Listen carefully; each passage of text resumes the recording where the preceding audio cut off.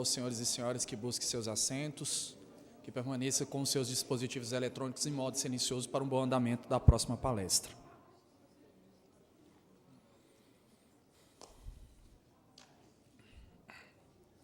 Para o quinto painel, o tema do seminário é Mobilização pelos Direitos da Criança e do Adolescente. Para isto, convidamos para moderar esta mesa o senhor ministro do Superior Tribunal de Justiça, Reinaldo da Fonseca,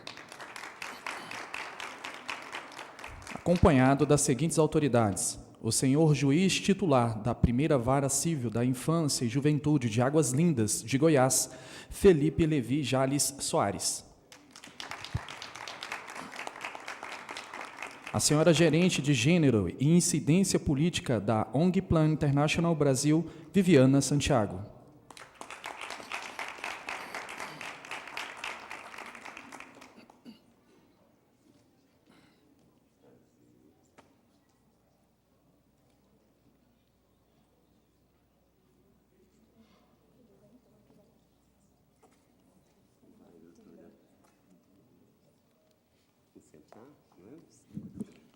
Com a palavra, o ministro Reinaldo da Fonseca. Muito boa tarde a todas e a todos. É uma satisfação enorme estar aqui neste seminário. Quero cumprimentar a administração do Superior Tribunal de Justiça por promover um seminário dessa natureza, com o apoio desses juízas e juízes tão empenhados, promotores de justiça do Estado de Goiás, que trazem sua contribuição efetiva numa discussão que é essencial, que é a discussão dos 30 anos da Convenção sobre os Direitos da Criança. Essa convenção que veio juntamente com toda uma legislação brasileira no sentido de tornar a opção pelas crianças não como algo fundamental, mas como prioridade absoluta. Portanto, é a lei que diz, não somos nós que estamos dizendo. Então, nós temos que cumprir a norma, né, da melhor perspectiva possível. Existe um grande pensador italiano chamado Norberto Bobbio, que diz que nós estamos fartos, dizia, que nós estamos fartos das declarações de direitos. Nós temos uma Constituição com o artigo 5º de Declaração de Direitos Individuais, direitos sociais, no artigo 6º, e por aí vai. E precisamos, neste momento, da implementação, da efetividade desses direitos. Por isso, esse painel tão interessante, que é a mobilização pelos direitos da criança e do adolescente. Como fazer que os aparelhos estatais, os aparelhos sociais, toda a máquina do tecido social esteja a serviço dessa mobilização. E, para tanto, a programação é do trazer um juiz que está na linha de frente desse movimento no Estado de Goiás e uma representante da Plan International Brasil para tratar dos aspectos da desigualdade na defesa e promoção dos direitos da criança, da infância. Hoje, eu estive no Uniceub com o ministro Carlos Aires de Brito, ex-presidente do Supremo Tribunal Federal, e discutindo exatamente a relação entre direitos de fraternidade na teoria geracional dos direitos fundamentais com os preconceitos, as desigualdades. E nada melhor do que, depois de ter participado de um trabalho acadêmico com vários professores da Universidade de Brasília, Universidade Uniceub e tantas outras universidades, do que discutir esse tema agora numa perspectiva da prioridade absoluta da criança, né?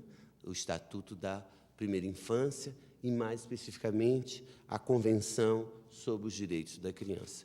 Eu faço essa introdução apenas para dizer da satisfação dos magistrados que compõem o Superior Tribunal de Justiça em acolher eventos dessa natureza. A doutora Cláudia está de parabéns por estar organizando, juntamente com toda a equipe do Superior Tribunal de Justiça, este evento, e passo a palavra, pela ordem, ao juiz Felipe Levi Jales Soares, juiz titular da primeira Vara Civil da Infância e Juventude de Águas Lindas de Goiás, que vai trazer, dentro desse painel Mobilização pelos Direitos da Criança e do Adolescente, o tema Escolas Públicas de Ensino Médio, né? Portanto, uma salva de palmas para o juiz Felipe Levi. Boa tarde a todas, boa tarde a todos. Ministro Reinaldo, para além de uma satisfação, é uma honra estar aqui dividindo com o senhor, também com a professora, a doutora Viviana Santiago, esse painel. É uma satisfação muito grande estar aqui no Superior Tribunal de Justiça, Casa da Cidadania, o tribunal que dá a última palavra sobre a lei federal. Sou admirador de sua carreira. O senhor vai fazer 30 anos de magistratura. Estou com meus singelos 6 anos de magistratura. Também digo que é uma satisfação conhecer a professora Viviana. Eu também sou professor, né, sou seu colega. Dizer que a ONG, a Plan International do Brasil, está convidada para conhecer Águas Lindas. Pesquisei sobre o trabalho da senhora e já quero aqui de antemão e publicamente dizer que estamos com um problema na nossa comarca no que diz respeito a meninas, né, e no que diz respeito à questão de automutilação e tentativa de suicídio. Então, estamos aguardando a atuação da Plan International do Brasil lá na nossa comarca. Bem, fico muito feliz em estar aqui nos 30 anos, a comemoração pelos 30 anos da Convenção sobre os Direitos da Criança. A convenção que trouxe aqui, junto com o Estatuto da Criança e do Adolescente e a Constituição Federal, alguns pilares, uma mudança de paradigma do que tínhamos anteriormente. Hoje, nós temos a proteção integral e a prioridade absoluta como principais princípios relacionados à criança, relacionados ao adolescente. Mas, como o ministro falou aqui no início da fala, estamos no painel da mobilização pelos direitos. Então, precisamos focar as nossas atenções mais para a concretização dos direitos do que a previsão desses direitos nos diplomas jurídicos. Então, com base nisso, eu gostaria do controle do slide. Obrigado.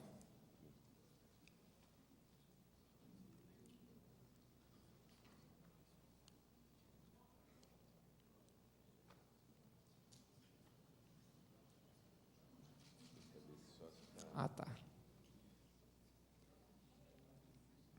Bem, eu quero falar para vocês um tema bastante específico, né, que é o tema relacionado não só às escolas públicas de ensino médio, mas eu quero abordar um tema que é um tema que tem se tornado cada vez mais importante que a gente enfrente esse tipo de situação, que é a situação da violência nas escolas, notadamente as escolas públicas e as escolas de ensino médio, em razão da idade por qual passa a criança, por qual passa o adolescente. Nós temos sofrido com Obrigado. Nós temos sofrido bastante com a possibilidade da criminalidade, a possibilidade do crime organizado de interferir sobre a situação das escolas públicas de ensino médio aqui no Brasil. É com base nisso que eu quero trazer para vocês aqui uma problemática, que é a problemática se o crime organizado ele vem a influenciar no aumento da violência e vem a influenciar na atividade escolar. Nós temos alguns indicadores de violência, aqui tanto a nível mundial quanto dentro do nosso país, né? E trago para vocês alguns números sobre esses indicadores de violência escolar. Uma pesquisa chamada Pesquisa Internacional sobre Ensino e Aprendizagem, pesquisa TALES, organizada pela OCDE, ela foi feita nos anos de 2008, 2013 e 2018. Essa pesquisa de 2018, o resultado final ainda não foi divulgado, mas já saiu algumas parciais, né? E nessa pesquisa a pesquisa foi feita com mais de 48 países, né? E aqui no Brasil ficou a cargo do INEP, que fez a coleta desses dados e mandou os dados para a OCDE, né? Que compilou tudo isso, todos esses 48 países, né? E fez um apanhado geral sobre a situação das escolas nesses 48 países. Um dos temas que foram tratados foi a questão da violência escolar, né?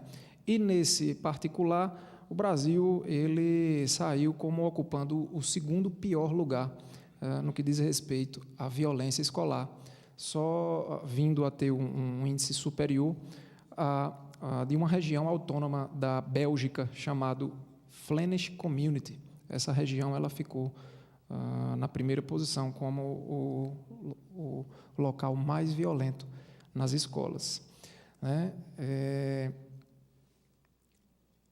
Nós temos também, aqui a nível nacional,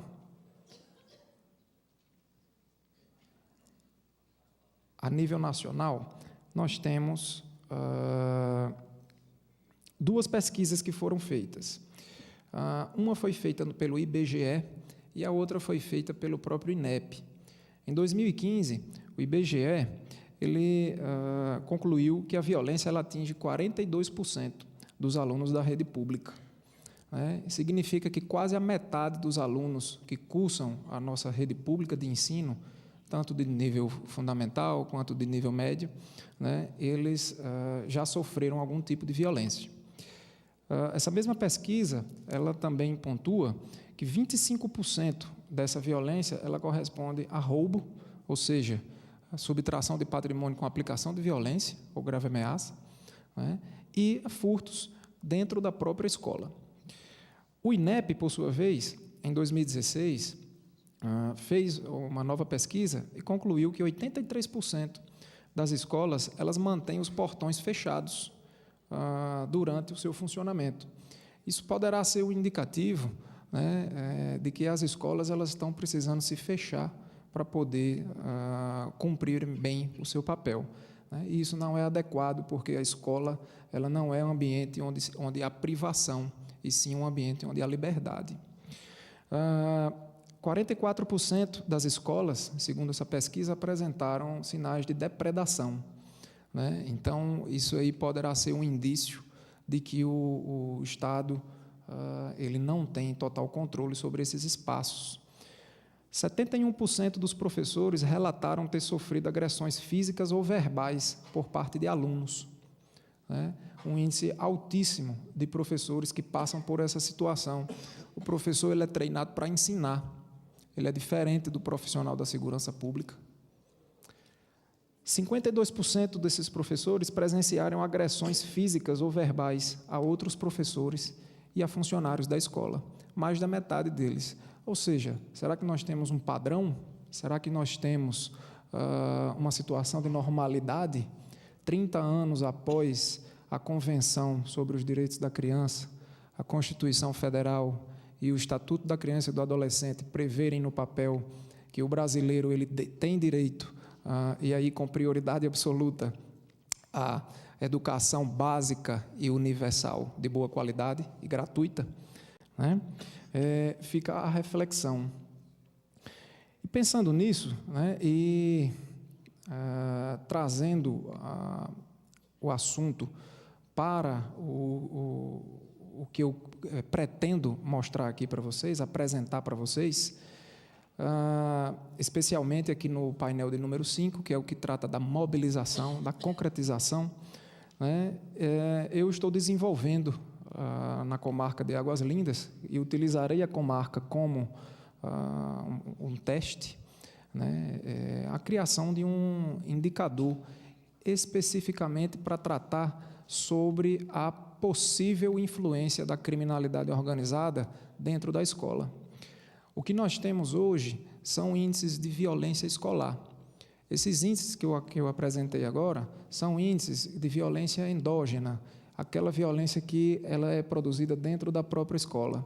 Mas talvez a gente não tenha ainda acordado para a seguinte hipótese: será que a criminalidade que está fora da escola, ela está influenciando negativamente, seja no aumento da violência escolar, seja na diminuição do rendimento do aprendizado do aluno dentro da escola?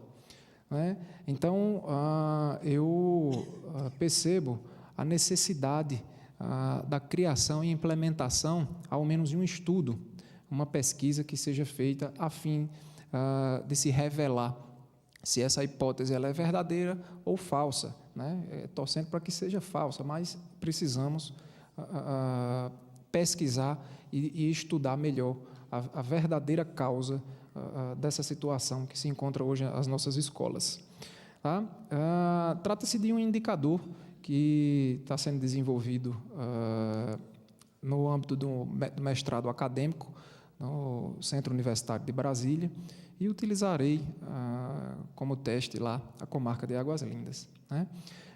É um indicador que ainda está em desenvolvimento, então, tanto os seus objetivos quanto as suas variáveis, elas ainda estão em pensamento, em fase de projeto, em fase de desenvolvimento. Mas posso trazer aqui alguns exemplos para vocês. Né? Como objetivos do indicador, eu posso citar, né, como primeiro, a identificação de espaços não governáveis. Né? Na literatura internacional, nós temos a definição de black spots. Ministro, black spots são buracos negros, são espaços não governáveis dentro do território de cada país. Locais onde o Estado não tem condições, não tem força suficiente, por algum motivo específico, para impor as suas regras, para fazer respeitar a sua soberania.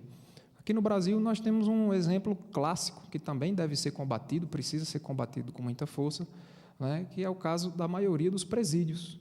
Né? A maioria dos presídios brasileiros, o Estado ele mal consegue manter o preso efetivamente preso, né? Mas ele tem muita dificuldade para poder tanto garantir os direitos do preso, como também impor a disciplina legal a esse preso.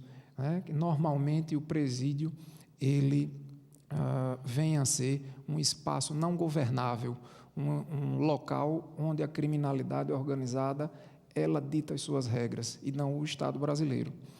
O que me proponho a fazer é estudar se as escolas públicas de ensino médio no Brasil, elas estão seguindo o mesmo caminho, como elas estarão daqui a 10 anos, como elas são hoje. Talvez a gente não tenha um indicador matemático, um número que a gente possa facilmente visualizar, que possa nos responder isso daí. E aí nós ficamos sempre com base no eu acho, eu acredito, sempre no senso comum e nunca no número científico. Né? Então, outro objetivo que trago como objetivo para esse indicador é a orientação de políticas públicas específicas. Então, a partir do momento em que o gestor, o governador, o prefeito, ele tem acesso a essa escola X que se localiza aqui no bairro tal da minha cidade ou na cidade do meu estado, ela tem um indicador de influência da criminalidade mais alta do que essa outra escola. Então, ele vai poder direcionar a verba pública, que já é escassa, né, de maneira mais econômica, de maneira mais eficiente a abordar especificamente o problema. Né? Ele vai poder criar metas, ele vai poder estipular planos de ação e ele vai poder comparar uma escola com a outra. Né? Outro objetivo é a mobilização da sociedade. Né? Então, a partir do momento em que, anualmente ou, enfim, periodicamente, se faz esse estudo com determinada escola e se verifica que o indicador ele é negativo para essa escola, a comunidade onde se situa essa escola, ela vai ter um dado objetivo para poder cobrar dos gestores uma ação. Então, a comunidade vai dizer, a escola do meu bairro, ela é uma escola que tem um alto índice de controle da criminalidade. Gestor público, é necessário que se tome alguma medida. Então, a sociedade ela vai ter condições de se organizar melhor, com dados objetivos, no sentido de ajudar para que o Estado venha a minimizar ou até, quem sabe, a solucionar o problema. Trago também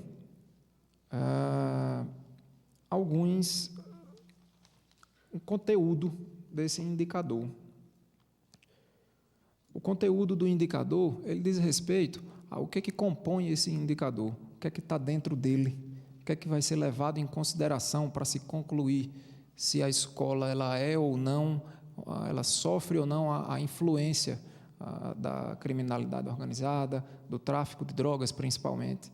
Né? Trago aqui também a título de exemplo para vocês. O primeiro deles é o controle da escola, pelo diretor e pelo professor. Será que que as nossas escolas, o diretor, ele tem o poder e, principalmente, a liberdade para poder dizer como é que deverão ser as regras a serem praticadas pelos professores e pelos alunos? Será que o professor, dentro da sala de aula, ele tem a liberdade suficiente para poder transmitir o seu conteúdo e fazer com que aquele aluno venha efetivamente a entrar dentro da cabeça dele o conhecimento? Ou o professor, o diretor, eles estão acuados e simplesmente numa zona, eu não diria zona de conforto, porque isso jamais é conforto, uma zona de desconforto, mas que ele é obrigado a ficar numa zona de desconforto, porque ele é ameaçado, ele é acuado por entidades escusas externas à escola. Situação das instalações físicas, né? Isso poderá ser um indício de que o Estado ele não tem um controle sobre essa escola, ou tem parcialmente. Né? Em Águas Lindas de Goiás, eu tive a infelicidade de presenciar, de visitar uma escola, a Escola Estadual Machado de Assis, faz um certo tempo. E lá verifiquei que o lote onde se localiza o imóvel é um imóvel próprio do Estado de Goiás. Verifiquei que a construção ela foi feita para ser uma escola. O local foi construído, levantado para ser uma escola. Eu verifiquei que a escola tinha a pintura adequada, verifiquei que tinha o quadro negro mais novo do que o quadro que eu estudei na época do meu ensino médio. Eu verifiquei que tinha biblioteca, eu verifiquei que as salas de aula todas tinham carteiras novas, carteiras escolares novas. Mas pude verificar também, e digo foi infeliz, porque estava toda depredada, porque estava toda vandalizada. E aí eu pergunto, quantas vezes nós vamos ter que reformar e construir prédios públicos escolares para que as nossas crianças possam estudar com liberdade? Será que nós teremos que, cada vez que for depredada, construir, reconstruir, reformar, para 6 meses depois estar acabada e depois vamos ter que retomar o procedimento? Né? Será que nós vamos ter que, como já vi aqui em alguns estados, aprovar leis que prevêem medidas protetivas em favor do professor? Não estou contra essa medida, jamais, muito pelo contrário, mas eu acho que nós precisamos, de uma vez por todas, atacar a origem do problema e não ficar tapando o sol com a peneira.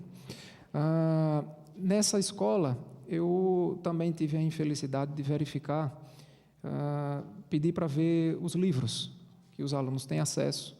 Né? O diretor me levou a uma verdadeira sala-cofre, que é onde fica a biblioteca da escola. Essa sala-cofre, só ele tem a chave. É coberta por grades e portas todas fechadas, as janelas todas fechadas. e lá dentro de uma verdadeira mina de ouro. Lá dentro se encontravam os livros enviados pelo Ministério da Educação. Esses livros eu peguei, eu abri e eu vi que havia conteúdo mais completo, mais complexo e mais fácil de ser repassado para o aluno do que o que eu tive no ensino médio. Então, nós podemos estar tendo gastos excepcionais para elaborar tudo isso aí, mas eu digo que em boa parte do nosso país isso não está chegando na cabeça dos nossos alunos, na cabeça das nossas crianças. Tá? E talvez por um detalhe que a gente precise ver, que a gente precise estudar e a gente precise combater. Outro conteúdo do indicador é o nível de participação dos pais e da comunidade. Né? Quando o pai ele se sente à vontade para participar das principais decisões da escola, quando a comunidade ela também participa, é um sinal de que aquilo ali é sadio, é um sinal de que aquele momento, de que os pais, de que a comunidade, elas têm uma liberdade para poderem chegar à escola e decidir os rumos da escola junto com a direção e com os professores. Né? Longe da ameaça da criminalidade externa, longe de ficarem acuados com aquilo ali. Né? E digo isso por quê? Porque ter uma boa escola é um incômodo para o tráfico de drogas. O tráfico de drogas ele poderá estar se alimentando da escola como ponto de venda de drogas e como a forma de arregimentar novas pessoas para o tráfico de drogas. Né? Então, nós precisamos pensar de maneira mais concreta, nos mobilizar, né, para estudar esse tipo de situação também. Tá? Eu quero concluir minhas considerações finais pela necessidade de nós enfrentarmos esse problema de uma vez por todas. Tá? Nós já faz, como eu falei, 30 anos que trouxemos isso daí no âmbito legislativo, mas falta concretizar. Né? Temos que trabalhar nesse sentido. Tá? Eu quero aproveitar o momento para agradecer a organização do seminário, parabenizar também pela organização, né, pelo alto nível dos painéis, tá? Agradecer ao convite que me foi feito pela doutora Cláudia e deixar aqui uma mensagem. Né?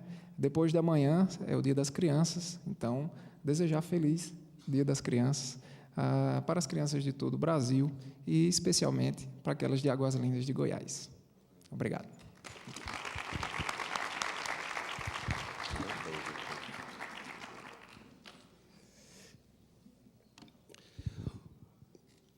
Como vimos, o juiz de direito Felipe, que também é professor de Direito da Criança e do Adolescente da Faculdade CESP, traz a reflexão a respeito do aspecto de criminalidade dentro das escolas e qual o caminho que deve ser seguido para que nós reafirmemos, depois de 30 anos da Convenção, os direitos da criança e do adolescente.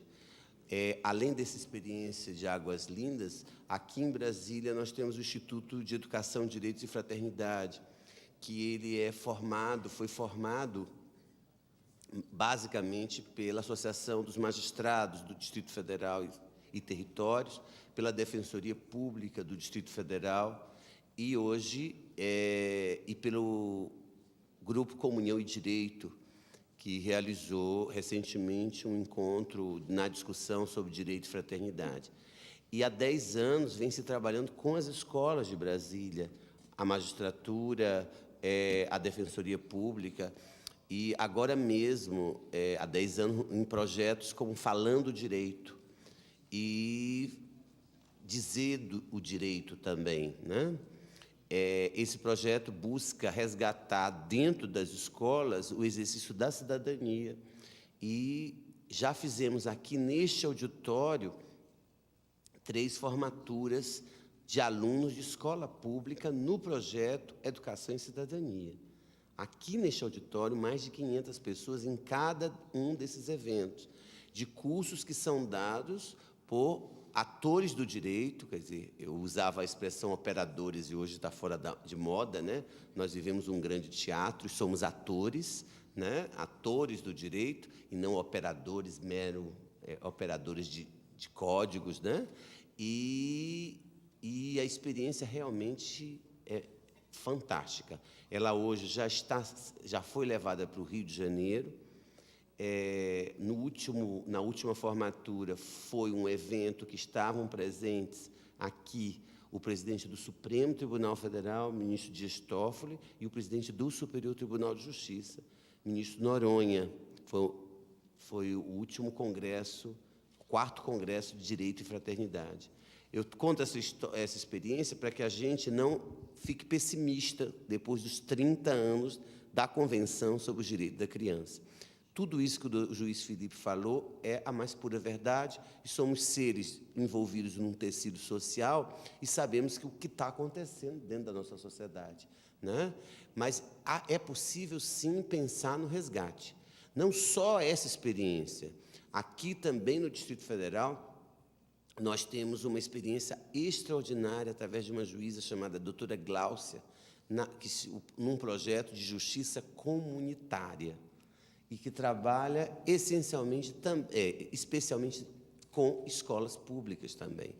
Isso daí mostra de como, depois de 30 anos de convenção, apesar da Declaração de Direitos e apesar de termos ainda que percorrer um caminho enorme no sentido da efetivação, da concretude, né? Mas já existem, sim, experiências interessantes nesse sentido. Os dados estatísticos dados pelo juiz Felipe são alarmantes, mas esses dados reproduzem o sistema carcerário brasileiro. O sistema carcerário brasileiro hoje, temos 813 mil pessoas, aproximadamente, em estabelecimentos prisionais, para 420 mil vagas nesses estabelecimentos. Então, nós temos quase uma média de 200%, de 197%. Em alguns estados, essa média já chegou a quase 500%, como aconteceu com Manaus, com o Amazonas. Já diminuiu, felizmente, mas isso é uma reprodução do que está acontecendo. E, no âmbito da criança e do adolescente, nós estamos trabalhando também com aquilo que nós chamamos de crianças encarceradas, crianças que nascem no cárcere, né? E que, portanto, não cometeram nenhum ilícito para nascerem no cárcere, não é? E, mesmo que tivessem cometido, estariam nas ações infracionais, jamais com produto de uma atividade criminosa, delituosa. E daí porque conseguimos já avançar, sim, doutora Cláudia, no sentido de que esse sistema carcerário, que foi declarado inconstitucional pelo Supremo, alcance as mães com filhos menores de 12 anos, numa prisão domiciliar, as mulheres grávidas, e que, apesar de todas as críticas do mundo, mas o objetivo da lei não é a mãe. O objetivo da lei é o Estatuto da Primeira Infância e de dar prioridade absoluta à criança, não é? E aí, quando você examina a criminalidade das mulheres, doutor Felipe, a gente percebe que 62% das mulheres presas decorrem de crime de tráfico. São mulas, são auxiliares dos seus companheiros e que, portanto, o caminho a percorrer estrategicamente é tirá-la da prisão, não deixá-la na prisão provisória e proibir a visita a estabelecimentos prisionais, não é? Proibir como medida cautelar. Hoje nós temos a possibilidade de estabelecer outras medidas cautelares. Não vai, infelizmente, é um direito de cada preso, mas nessa hipótese ela deveria estar presa, porque ela foi encontrada com o produto do tráfico, né? Está vendendo, etc. Então, ela não fica presa para cuidar das crianças, mas, ao mesmo tempo, ela não vai visitar seu companheiro. É a maneira que a gente pode encontrar de evitar o encarceramento das mulheres, a proteção da criança e a proteção do próprio sistema carcerário. né? Eu estou apenas colocando isso porque isso é muito grave. Eu sou juiz há quase 3 décadas e hoje voltei para o penal, já há 4 anos e meio voltei aqui no STJ para o penal, embora já tenha sido juiz de todas as áreas, né? E tenho visto esses dados estatísticos que são impressionantes e, ao mesmo tempo, tenho visto iniciativas extraordinárias como essa do Falando Direito em Brasília, do Falando Direito no Rio de Janeiro, do Falando Direito no Nordeste também, das APACs na área do sistema prisional, né, que são modelos de prisão humanizada, né, e separando o joio do trigo, a macrocriminalidade, que é a criminalidade organizada, que o juiz Felipe falou, da criminalidade comum, porque com a criminalidade comum é mais fácil discutir e repensar propostas de justiça que chamamos de justiça restaurativa. Agora, esse trabalho das escolas é fundamental, e o exemplo de Brasília é um exemplo que merece todos os aplausos. E veja bem, os aplausos hoje sob a coordenação, sob a batuta de um juiz negro, que é o juiz Fábio, de Brasília, né? De um juiz que tem a coordenação e que, neste momento, está desenvolvendo projetos, não só no plano piloto, mas na Ceilândia, em Planaltina, nas escolas públicas destes estabelecimentos. E da juíza como a juíza Gláucia, que vem sustentando um projeto de justiça comunitária. Eu digo isso para poder a gente não ficar pessimista. Eu acho que tem muita coisa que já se fez, muitos ganhos na conquista dos direitos da criança. Vejam bem o que é hoje o conceito de estupro de vulnerável, né? Que aí, hoje não se discute mais o adulto que se aproxima da criança e que utiliza, embora não tenha conjunção carnal, mas que utiliza qualquer mecanismo de libidinoso, né, com intenção libidinosa, com uma criança menor de 12 anos, ele pratica estupro. Não mais a discussão sobre atentado violento ao pudor, estupro, etc. Né? Então, a lei endureceu, sim, em proteção à criança. E a lei também deve suavizar, como foi o caso das mães grávidas, ou das mulheres grávidas e das mães com filhos menores de 12 anos, a lei suaviza em benefício da prioridade absoluta.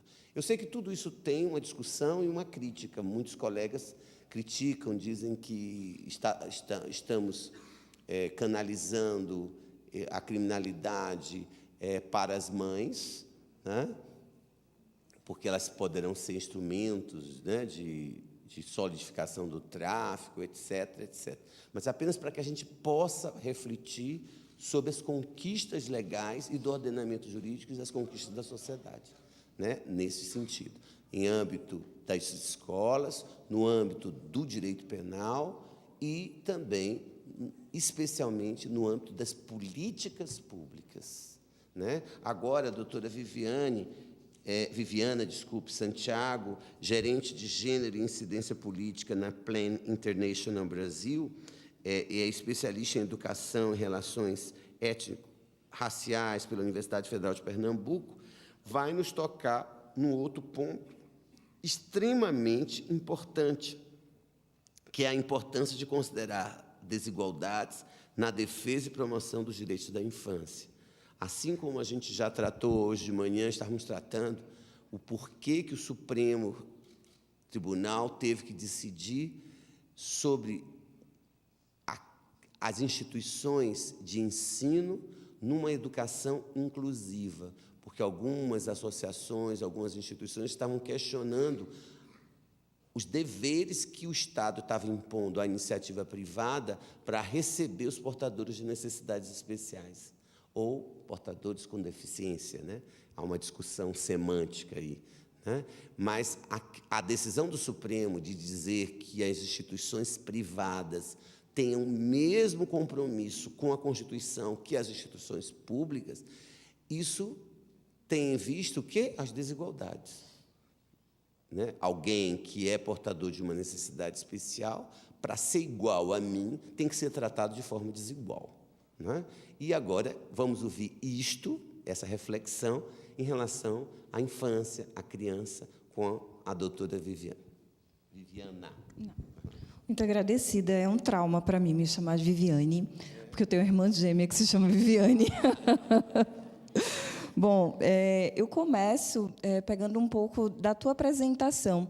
Né? Eu me senti muito provocada, né, por esse olhar para a escola. Eu sou professora e a escola é dos meus territórios mais zelosos. Né? E eu fico me preocupando, né, com algumas questões, né, quando a gente pensa nesses black spots, né, de dizer assim, olha, a gente identifica essas escolas, eu consigo imaginar na tua pesquisa, provavelmente são escolas periféricas, né, que estão ali muito marcadas pela criminalidade, mas aí eu fiquei me provocando, né, e se a gente pensar numa escola de classe alta, no qual o poder aquisitivo desse aluno e dessa família transforma o aluno num consumidor que determina, portanto, né, qual o currículo que ele vai estudar, professores que vêm sendo demitidos de escolas porque reprovam alunos que merecem ser reprovados, porque não tiveram desempenho.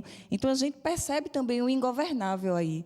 Mas o fator classe mascara. Mas tem um ingovernável, tem uma estrutura que não está aparecendo. Outro ponto é pensar o vandalismo. Né? Eu trabalhei muito tempo com acolhimento institucional e as crianças, quando chegavam para o acolhimento, né, para o programa, elas tinham mania de roubar comida.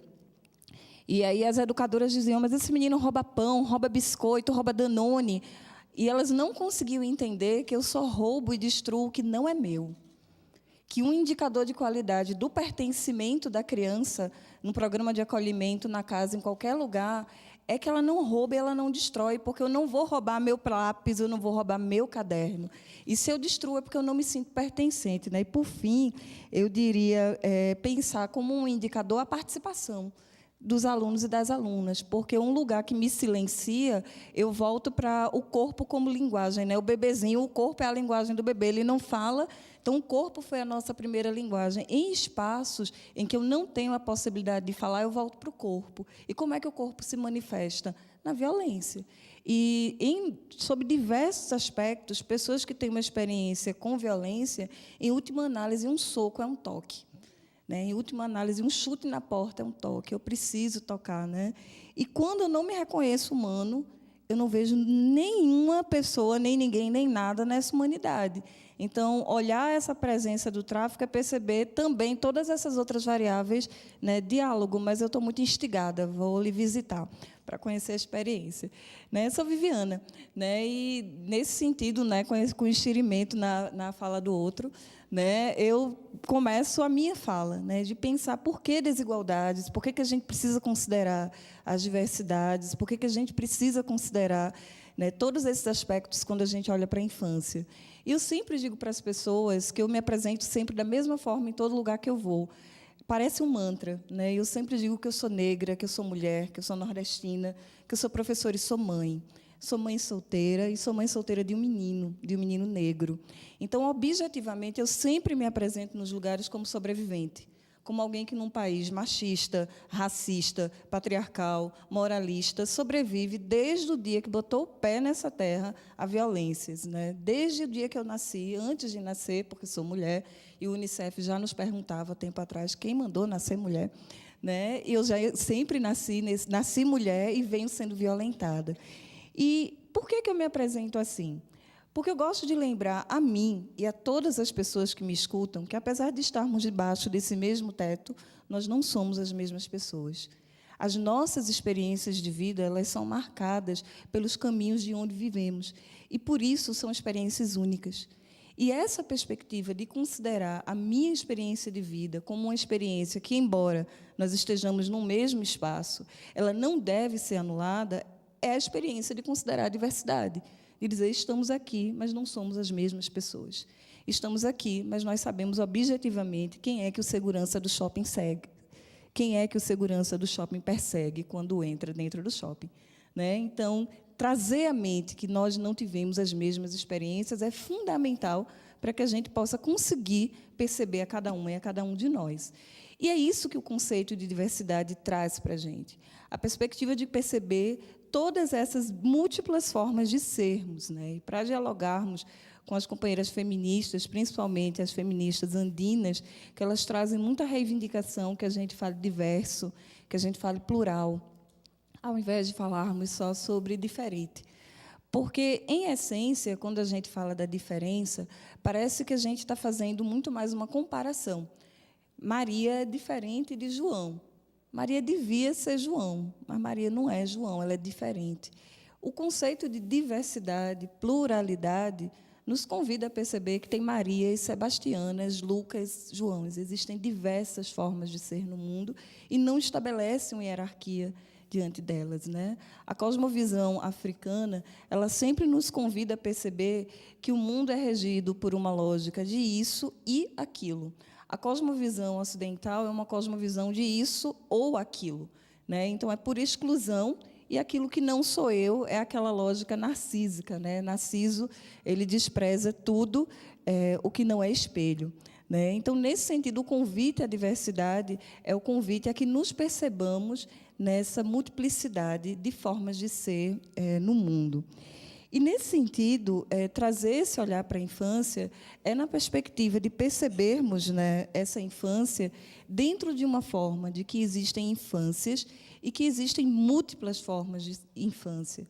Mas, ao mesmo tempo, e como algumas pessoas trouxeram antes de mim, a necessidade de que percebamos que, sob a convenção, crianças e adolescentes, né? E eu sempre me preocupo muito porque a gente tem uma representação social muito perversa da adolescência, né? Adolescentes são significados socialmente como aborrecentes, como aquelas pessoas que dão trabalho, como aquelas pessoas que são difíceis, como aquelas pessoas que, portanto, vamos acelerar e vamos transformá-lo em alguém adulto, porque ninguém gosta de adolescente, né? E eu falo isso como mãe de adolescente, né? Eu sei que não é exatamente a fase mais fácil da vida para a gente lidar. Nós somos sempre um pouquinho insuportáveis na adolescência, mas a adolescência tem uma função, ela tem uma tarefa, né? E, se não cumprirmos, se a adolescência, quando o sujeito não cumpre a tarefa da adolescência, isso tem rebatimentos na maneira como essas pessoas se constituem na sua vida adulta, né? E aí, pensar a diversidade nos chama, então, a pensar a desigualdade, né? Nós vivemos num país profundamente desigual, e o Brasil nunca foi tão desigual. Nos últimos 30 anos, os nossos índices de desigualdade, eles nunca foram tão altos como eles são agora. Nós somos um país profundamente desigual. E, dessa forma, nesse país profundamente desigual, a gente sabe que essa desigualdade ela é sustentada pelo racismo, ela é sustentada pelo patriarcado, ela é sustentada pelas práticas machistas no cotidiano da sociedade, ela é sustentada pela LGBTfobia. São todos sistemas de dominação que sustentam a desigualdade aqui no Brasil. Então, nesse sentido, por exemplo, pensando desde uma perspectiva racial, eu pergunto, será que é a mesma coisa ser uma criança branca e uma criança não branca no Brasil? Será que é a mesma coisa ser uma criança branca e ser uma criança negra no Brasil? E eu penso, então, nesse país que tem um passado escravocrata, né? Eu digo passado, embora tenha sido bem no presente que um menino negro foi amarrado e chicoteado e filmado, né, sob a pretensa alegação de punição pelo pretenso roubo de um chocolate. Isso aconteceu há 2 meses atrás, o tratamento que se dava a escravizados há 300 anos atrás. Então, a gente tem um passado e um presente escravocrata. Será que é a mesma coisa ser criança branca, ser criança negra, ser adolescente branco, ser adolescente negro? E aí, pedagoga que sou, eu me lembro de uma musiquinha que eu escutei quando eu era criança e eu ouvi ser cantada nas escolas, que diz assim: nasceu uma cebolinha no meu quintal, dali saiu uma negrinha de avental. Dança, negrinha, eu não sei dançar, mete a chibata, que ela dança já. Será que é a mesma coisa ser uma criança branca e ser uma criança negra no Brasil? Como será que vive essa criança, essa menina, essa negrinha? Como será que vive essa outra criança que pode pegar a chibata para fazer a negrinha dançar? As práticas pedagógicas num país racista, elas reiteram a desumanização das crianças negras e elas ensinam as crianças brancas a desumanizar. A gente sempre precisa se permitir perceber as questões a partir do âmbito da relação. A gente insiste em acreditar, toda vez que a gente fala de relações raciais no Brasil, que a gente está falando só de negritude, embora os corpos todos sejam racializados. Branquitude também é construção social. A gente tem uma questão de classe e a gente insiste em achar que a gente está falando só de pobreza, quando a gente sabe que o problema do Brasil é a acumulação e má distribuição. Então, quando a gente fala de classe, quando a gente fala de raça, a gente permite que outras experiências elas sejam trazidas e elas sejam melhor entendidas. Alguns meses atrás, um noticiário nacional passou a semana divulgando uma reportagem que comoveu o Brasil. E o cerne da reportagem era que havia um grupo de crianças pedintes num semáforo que escandalizava todas as pessoas que passavam, porque elas não deviam estar ali. Eram crianças brancas, nas palavras da reportagem, loiras e de olhos verdes, e bonitas. Eram crianças que chamavam a atenção da sua beleza. Por que aquelas crianças loiras, de olhos verdes e bonitas estavam ali no semáforo? E essa comoção seletiva, ela chama a atenção da gente de que a gente opera um conceito de necropolítica na maneira como a gente garante direitos aqui no Brasil. Existem aqueles e aquelas que merecem viver e que não deveriam estar no sinal, e existem aqueles e aquelas que podem ser deixados morrer. Quando a gente se indigna e faz uma reportagem estranhando crianças loiras dos olhos verdes e bonitas num semáforo, eu estou dizendo que, se fossem crianças negras, tudo bem. E é essa a diferença que a gente precisa invocar quando a gente pensa a vida de crianças e adolescentes no Brasil. Porque o controle de corpos, a desvalorização de corpos e a entrega da proteção de seus direitos também se dá nessa mesma perspectiva. A sociedade censura, controla e protege, operando necropolítica, e a gente precisa subverter essa lógica. Numa sociedade profundamente desigual, compreender e nomear a desigualdade é fundamental para que a gente possa, de fato, promover o acesso de todas as pessoas a todos os seus direitos. Senão, a gente vai fazer seleção de pessoas e seleção de direitos. Esse direito sim, esse direito não. E a gente vai continuar estabelecendo para a vida dos mais pobres e das pessoas em maior vulnerabilidade a média do pelo menos, para classificar a maneira como essa pessoa deve viver. Pelo menos tem um teto, pelo menos tem comida, pelo menos. Não é pelo menos. Se eu estou falando de direitos, deve ser pelo máximo, deve ser integralmente.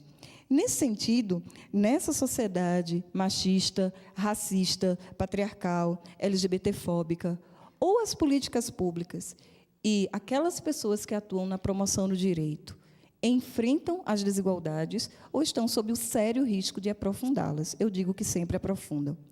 Nesse sentido, o direito à educação e o direito à educação de qualidade, ele não pode e não será garantido se essa educação não for uma educação antirracista.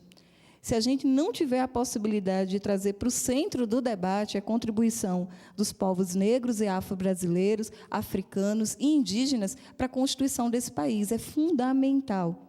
É fundamental que as crianças acessem a contribuição da cosmovisão africana e indígena, que ressignifiquem a sua percepção de si mesmas e uma das outras. A escola precisa perceber que meninas e meninos são pessoas diferentes, são corpos que se diferenciam e que, portanto, têm necessidades diferentes. Meninas menstruam, e a escola não está preparada para lidar com corpos que menstruam, embora todas as pesquisas nos digam que a maioria das meninas menstruaram pela primeira vez na escola e foram punidas. A falta de água, a falta de melhor estrutura nas escolas impacta o manejo da saúde menstrual pelas meninas. E isso faz com que as meninas percam aulas, percam conteúdo e percam aprendizagens. Se a gente pensar somente que meninos e meninas têm merenda, têm lousa e têm professor, então todas as necessidades haviam sido garantidas. Um olhar sobre a diversidade, numa perspectiva interseccional, nos faz perceber aquilo que é inerente à vida das meninas, por exemplo, e às necessidades dos meninos também. perceber as meninas lésbicas e pensar na maneira como a gente entrega o seu direito a viver uma vida livre de violência, entendendo o fato de que nós somos um país que opera estupro corretivo. O dossiê lesbocídio nos mostra isso, a quantidade de meninas lésbicas que são estupradas por seus pais, primos, tios, irmãos, amigos. E essa violência sexual não é apenas a violência sexual, é lesbocídio. Elas estão sendo, é lesbofobia, elas estão sendo violentadas porque elas são lésbicas. E a violência sexual não é sobre sexo, é sobre poder. Essa masculinidade profundamente afrontada, com um corpo e uma vida de mulher que não elege o masculino como função de realização, tenta dominar, e tenta dominar pelo sexo, tenta curar as meninas lésbicas. A gente quase não fala sobre isso. As meninas trans e os meninos trans são expulsos das suas famílias, são expulsos da escola, que se recusa a compreender a sua identidade de gênero. A maioria das pessoas trans adultas tem condições de relatar as violências sexuais a que foram submetidas em todos os espaços da sociedade. Seus corpos viram água parada, onde a gente joga tudo que não presta. Essa é a vida de uma pessoa trans no Brasil. Mas a gente não fala sobre isso. São 30 anos da convenção. E as meninas e os meninos trans estão lutando pelo direito de fazer xixi num banheiro. Porque essa é a essência da discussão da transexualidade no Brasil. Se uma pessoa trans pode ou não fazer cocô. Isso é bizarro. É bizarro que a gente reduza essa pessoa a esse nível de discussão. Isso não cabe num mundo e nesse lugar enquanto civilização. A gente não prioriza a produção de dados sobre crianças e adolescentes com deficiência, por exemplo. Então, a gente sabe muito pouco. Quando a gente não traz para dialogar com a gente a dimensão de que existem pessoas com deficiência, a gente não sabe a que violências, especificamente, esses meninos e meninas são submetidos por conta de serem pessoas com deficiência. A gente não otimiza metodologias e a gente continua acreditando que pode ser uma opção. Eu fiz pedagogia e era uma disciplina eletiva, uma disciplina eletiva, educação especial. Quando todas as pessoas têm direito à educação, a gente precisa se desafiar a perceber as especificidades da vida das meninas com deficiência. A gente sabe de um intenso processo de controle de sexualidade, de controle dos seus corpos, de esterilização. A maioria das meninas com deficiência intelectual, elas são esterilizadas por sua família, seus direitos sexuais são completamente violados, seus direitos reprodutivos, e a gente tem uma intensa dificuldade em dialogar sobre direitos sexuais de pessoas em geral. Imagina de uma pessoa com deficiência. Mas todas as pessoas têm sexualidade, porque a sexualidade é uma dimensão humana. Então, por que não uma pessoa com deficiência? Precisamos nos desafiar a entender todas as pessoas em toda a sua especificidade. Como podemos atuar para enfrentar o casamento infantil, e nós somos o 4º país do mundo em número de casamento infantil, se a gente continua acreditando que tudo bem, uma menina chega grávida aos 12 anos para fazer consulta pré-natal, desde que ela chegue com o marido, acreditando que uma solução moral é resposta para uma violação de direito. E eu acompanhei, no ano passado, uma menina em 2 consultas pré-natal e ninguém se questionava por que ela era uma adolescente grávida de um homem de 38 anos de idade, porque ela estava casada. A gente precisa se desafiar a entender que a gente não combate violação de direito com mais violação de direito. A gente continua não se importando de maneira suficiente com a mutilação, com a automutilação de adolescentes. A gente trata o tema da automutilação como quem trata febre, pensando que febre é doença, e ignorando que a febre é um sintoma de uma doença muito maior. A automutilação e o nível de suicídio de adolescentes e jovens na nossa sociedade é o reflexo de uma sociedade que patologiza a existência dessas meninas e meninos e depois as medicaliza. A gente tem meninas e meninos profundamente medicalizados porque não conseguem se expressar numa sociedade que tolhe, demanda uma adultização e um não reconhecimento do seu tempo no mundo. A gente discute pouco sobre a violência virtual. O estudo do Unicef, que nos trouxe a provocação do quanto que as meninas sofrem violência virtual e do quanto que essas meninas têm pouquíssima possibilidade de falar sobre essa violência.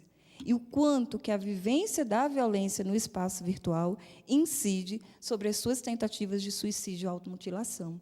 Perceber que meninas, meninos, crianças e adolescentes são seres conectados, são seres instagramáveis, como eles gostam de dizer.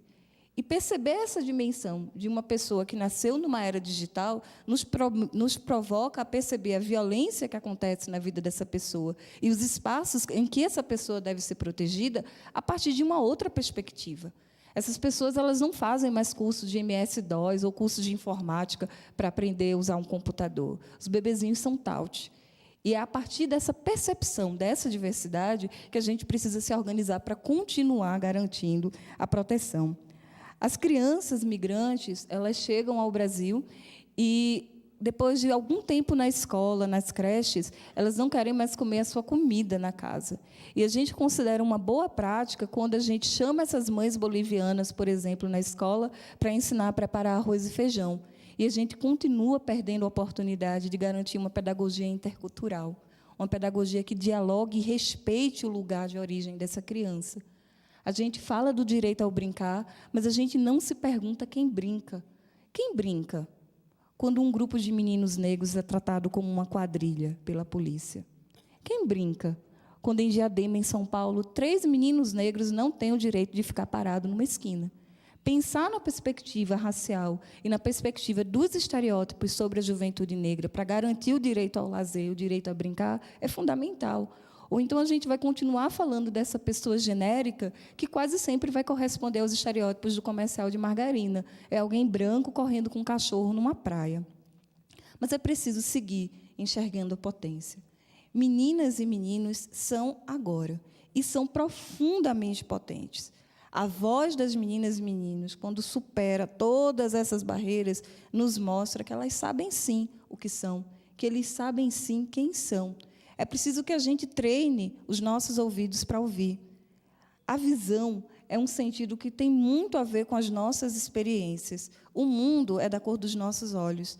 Ou a gente decide ver crianças e adolescentes em sua diversidade, ou a gente não vai ver todas as crianças e adolescentes que existem no mundo. A gente vai ver só alguma delas. Como é que a gente pode garantir uma melhor implementação das políticas públicas? Como é que a gente pode garantir que a convenção seja, de fato, um instrumento efetivo? Ouvindo as crianças e adolescentes. A gente precisa envolver todas as pessoas, mas principalmente as crianças e adolescentes. Nada sobre as crianças e adolescentes sem as crianças e adolescentes. Leonardo Boff ele disse que tudo que existe vivo precisa ser cuidado para continuar a existir e a viver. Tudo o que existe e vive precisa ser cuidado para continuar a existir e a viver. O tempo da criança é já. O tempo do adolescente é já. Todas as crianças e todos os adolescentes têm direito à vida. Cada criança e cada adolescente tem direito à vida. A gente precisa fazer todo o possível para que todas as crianças possam viver, que todos os meninos negros possam viver. E, com isso, eu só preciso terminar dizendo Agatha Félix presente.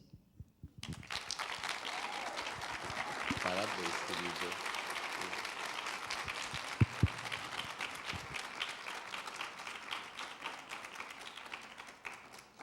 A doutora Viviana deu uma aula, né, de educação em relações ético-raciais, né? Então, portanto, ela está de parabéns e ela nos remete a uma reflexão extremamente importante, de que, não só após 30 anos da Convenção, mas após 31 anos da Constituição brasileira, que, desde o seu preâmbulo, anuncia valores tão caros como a liberdade, a igualdade, a segurança, mas anuncia a construção de uma sociedade fraterna, pluralista e sem preconceitos. Esse é o anúncio da nossa Constituição de 88. E depois, no artigo 3º, esse no preâmbulo, no artigo 3º, quando prevê a construção de uma sociedade livre, justa e solidária. Aí eu volto à minha fala inicial, lembrando Norberto Bobbio, quando ele diz que estamos, em outras palavras, já no limite, fartos, na verdade, né, de declarações. Nós queremos agora, a era do século XXI é de efetividade.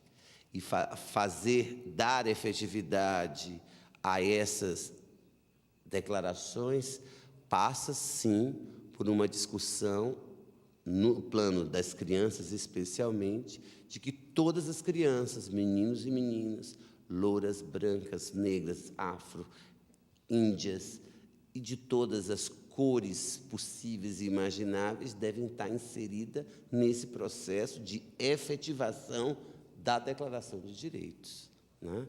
Então, a fala da doutora Viviane nos remete exatamente a essa reflexão de saber que reconhecer que existem desigualdades, reconhecer que existem preconceitos, e, a partir desse reconhecimento, construir aquilo que ela falou hoje, também o juiz Felipe também falou, de pertencimento. Nós todos temos que nos sentir pertencentes desta sociedade.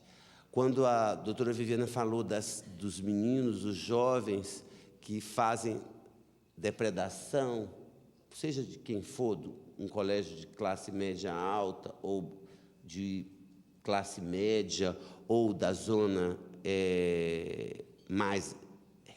de remuneração mais baixa, nós estamos construindo uma sociedade que não se sente pertencente daquela escola, daquele patrimônio. E a justiça comunitária, que eu falei hoje, trabalha exatamente com isso, de que a escola pertence a todos nós. Mas isso nós precisamos fazer com que os alunos que se sentem à parte ou discriminados se sintam com um sentimento de pertencimento. Eu achei muito bacana, especialmente também esse olhar da doutora Viviana no sentido de construção de uma linha de pertencimento. Eu agradeço a presença de todos.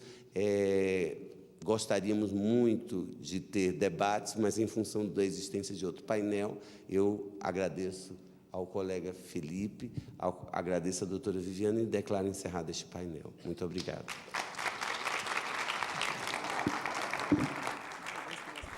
Agradecemos o ministro e as autoridades presentes neste painel.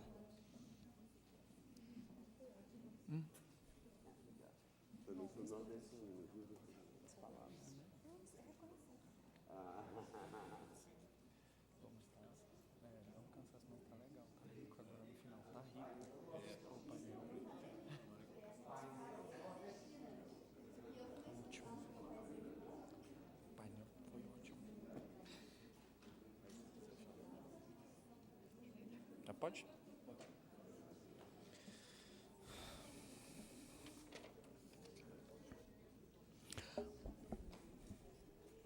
Bom, senhoras e senhores, para apresentar o caso, o programa Criança para o Bem da Nova Acrópole é proferir a palestra de encerramento voluntário e promoção da infância. Convidamos à frente a professora de Filosofia e Poetisa Lúcia Helena Galvão Maia.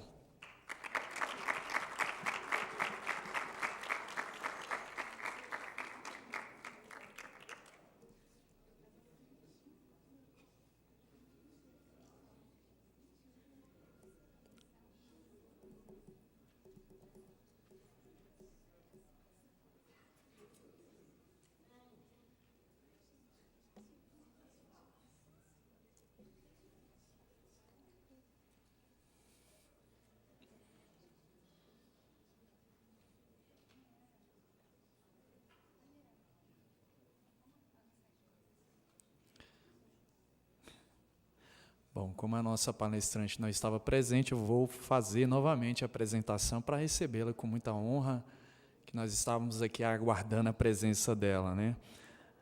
para apresentar o caso, o programa Criança para o Bem da Nova Acrópole e proferir a palestra de encerramento voluntária e promoção da infância, convidamos à frente a professora de Filosofia e poetisa, senhora Lúcia Helena Galvão Maia.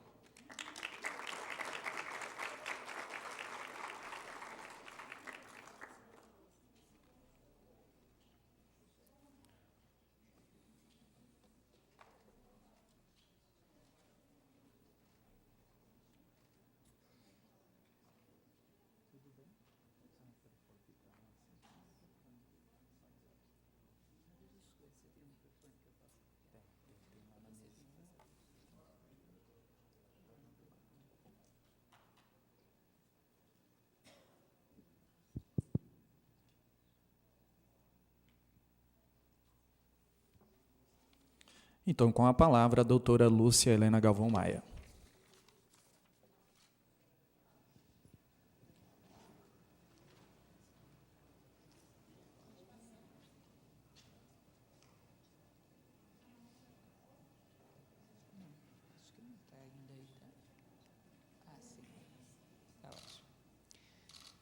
Bom, boa tarde a todos. Nós teremos um pequeno bate-papo, eu espero fazer um pouco mais breve, pelo adiantado da hora. Meu nome é Lúcia Helena Galvão Maia, pertenço à Organização Internacional Nova Acrópole. Nós abrimos esse evento hoje pela manhã com a apresentação das nossas crianças do programa Crianças para o Bem. Somos uma escola de filosofia que está hoje em cerca de 62 países e 80 sedes no Brasil.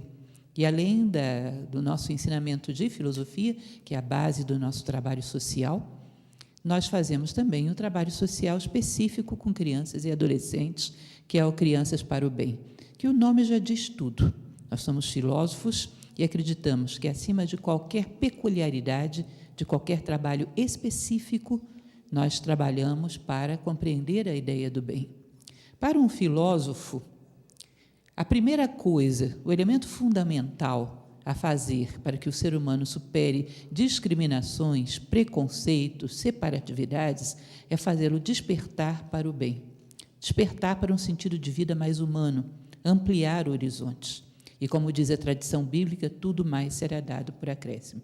Nós não acreditamos muito num trabalho que fala simplesmente, não faça, não discrimine, não veja, não isole, porque isso é coerção e não convicção. Nós trabalhamos numa sociedade altamente competitiva, onde não sabemos o que é ganhar junto, sabemos o que é ganhar sobre. Somos uma sociedade que valoriza o mérito individual e não o mérito coletivo. Somos uma sociedade onde o sucesso consiste em ter coisas e não em ter valores. E toda essa premissa que é interna vai dizer o que fazemos do lado de fora. Não adianta implementarmos, estamos dentro de um evento que fala exatamente sobre implementação de medidas para a proteção da infância e da adolescência. Para um filósofo, não bastam medidas externas. Para um filósofo, o fundamental é a formação em valores. Mas, na verdade, todo ser humano que pensa pequeno no tempo e no espaço vai valorizar excessivamente as características da sua personalidade. E, ao valorizar excessivamente essas características, isso se projeta numa discriminação do outro, seja lá o que o outro for.